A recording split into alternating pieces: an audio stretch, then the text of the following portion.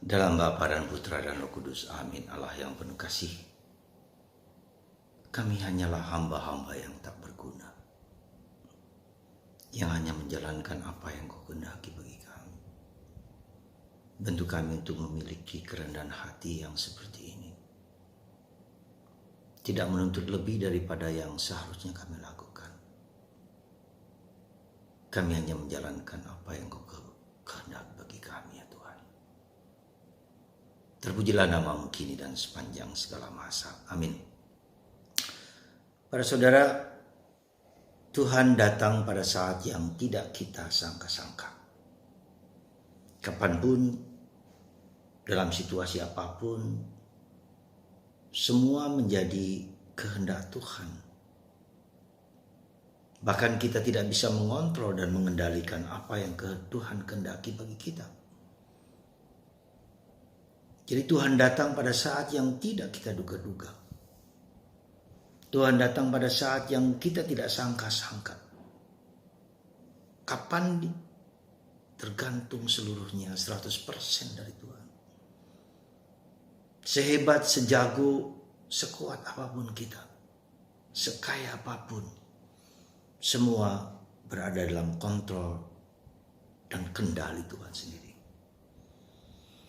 Kita harus bisa menyadari apa yang bisa kita kontrol dan apa yang tidak bisa kita kontrol. Apa yang bisa kita kendalikan dan apa yang tidak bisa kita kendalikan. Ini penting bagi kita supaya kita sadar dan tahu bahwa kita bukanlah orang yang menentukan seluruh hidup kita.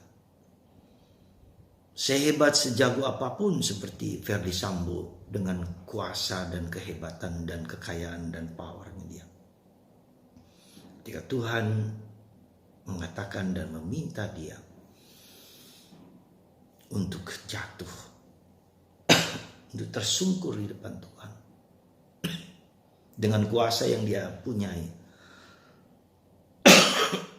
Tuhan mengontrol segala sesuatu. Sehebat, sekaya, sejago apapun, mungkin Presiden Putin, mungkin Presiden Cina, tetapi ketika Tuhan mengendalikan dan mengontrol, tak seorang pun dapat mengaturnya. Dan ini harus kita sadari sungguh-sungguh karena kita hanyalah hamba yang tidak berguna. Karena kita adalah abdi yang hanya sekedar menjalankan apa yang Tuhan perintahkan kepada saya demi kebaikan orang lain. Jadi kita harus menyadari sungguh-sungguh bahwa kita adalah orang berdosa, orang lemah, orang yang hanya menjalankan apa yang menjadi kehendak Tuhan dalam diri kita. Bila tidak, bila ada kesombongan, keangkuhan bahwa saya akan mengatur segala sesuatu, menjadikan segala sesuatu. Seandainya saya punya kuasa pun, 2 kali 5 tahun seperti Jokowi, nggak bisa lebih daripada itu. Jadi saudaraku terkasih dalam Kristus, baiklah kita melihat diri kita sebagai hamba, punya kerendahan hati, punya sikap batin bahwa saya adalah hamba yang tak berguna, hanya menjalankan yang bisa saya lakukan. Yang tidak bisa saya lakukan itu bukan bagian dari hidup saya. Maka kita menjadi lebih rendah hati, lebih bersyukur, lebih berterima kasih apa yang semampu sebisa yang saya bisa lakukan dengan keikhlasan. Itu yang pertama yang harus kita lakukan. Yang kedua, kerendahan hati tadi. Yang kedua adalah saya hanya bisa menjalankan apa yang bisa saya lakukan. Tidak bisa hebat, tidak bisa luar biasa, apa saja. Jadi mengakui kedirian kita sebagai hamba yang tak berdaya, yang tak mampu. Lalu kuasaku bukan lagi dari diriku, tapi dari diri Tuhan.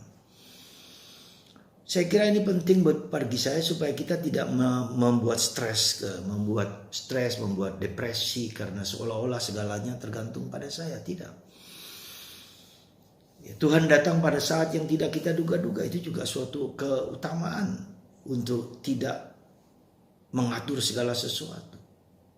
Untuk tidak menjadikan diri kita menjadi pusat. Tuhanlah yang menjadi pusat dan orang lain menjadi pusat. Sekali lagi mari saudaraku terkasih, kita adalah hamba abdi yang sekedar menjalankan apa yang menjadi kehendak Tuhan, yang Tuhan berikan tugas kepada saya. Dan yang kedua adalah bahwa waktu Tuhan datang tidak tergantung dari kita, tapi Tuhan tergantung dari kehendaknya sendiri, apa yang Dia mau rencanakan bagi kita. Yang ketiga adalah apa yang bisa saya bantu adalah sebagian kecil dari seluruh rencana Allah yang mau Tuhan jalankan kepada kita. Ada orang yang melakukan hal-hal besar, silakan. Ada orang melakukan hal-hal yang indah, silakan. Tapi kita lihat Santa Teresa, kanak-kanak Yesus, adalah orang yang berada dalam biara. Tidak melakukan hal-hal yang spektakuler. Tidak melakukan hal-hal yang luar biasa, tetapi hanya mencintai. Taat kepada kehendak Tuhan. Mendengarkan kehendak Tuhan dan menjalankan apa yang baik yang bisa dia lakukan dalam komunitas kecilnya. Kasih kepada Allah dan kasih kepada sesama manusia. Dan mendoakan orang-orang yang menurut dia perlu dibantu. Maka ketika dia mati, saya akan menaburkan benih, menaburkan mawar indah ke seluruh dunia supaya orang saling mencintai, saling menguatkan, saling berkasih, penuh kasih sejauh mereka mampu. Dan kita hanya menjalankan kasih itu sendiri sekecil apapun. Ya, tidak perlu besar-besar dan tidak perlu indah-indah, tidak perlu spektakuler, tetapi mencintai suami, mencintai istri, mencintai anak-anak, mencintai orang di sekitar dengan keikhlasan, dengan ketulusan. Semoga hal kecil ini, apapun juga yang bisa kita lakukan dengan penuh cinta, dengan penuh kasih yang besar sekalipun. Semoga saya adalah hamba, abdi yang yang tak berguna, ya, tetapi hanya mengerjakan kehendak Tuhan. Semoga kita terinspirasi untuk mencari yang paling esensial dalam hidup kita, mencintai sampai sehabis-habisnya, sebisa-bisanya, semampu-mampunya. Tuhan memberkati kita semua dalam nama Bapa dan Putra